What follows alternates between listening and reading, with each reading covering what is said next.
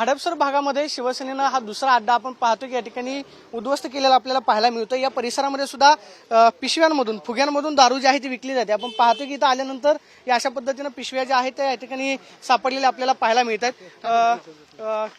कितवा अड्डा आहे तुमचा हा फोडलेला? आता तिसरा अड्डा फोडतोय आम्ही।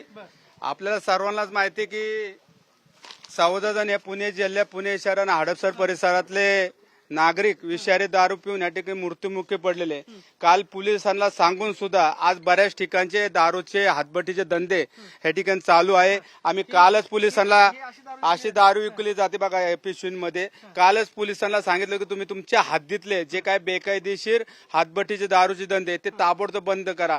पण आज आमचे सकाळपासून सर्व शिवसेने फिरतात, बऱ्याच ठिकाणी ओपनली हातभट्टीचे दारूचे धंदे चालू आहे। ते आम्ही सर्व दारूचे धंदे आज सकाळपासून उद्ध्वस्त करतोय। आपण पाहतोय की कालच म्हणजे पुणे पोलीस नक्की करतायत काय हा एक सवाल उपस्थित होतोय। काल पोलिसांनी कारवाई केली, अधिकाऱ्यांना निलंबित केलं, मात्र आज सुद्धा अशा पद्धतीनं फुग्यांमधून दारू विकली जाते।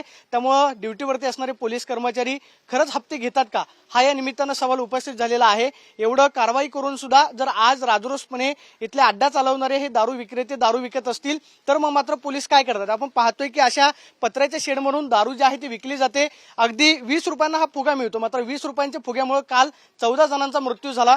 20 रुपयांची दारू सुद्धा आपल्या जीवावरती उठू शकते। त्यामुळं आपण पाहतोय की ही दारूचे अड्डे जे आहेत ते शिवसेनेनं उद्ध्वस्त करायला सुरुवात केलेली आहे।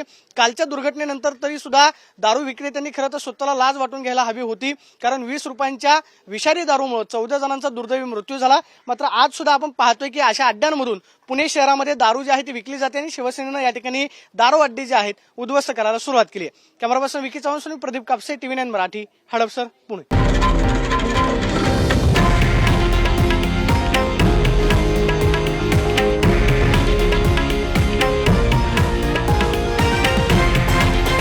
हे आहे देशातील नंबर 1 न्यूज नेटवर्क आणि आपण पाहत आहात TV9 मराठी, एकमेव।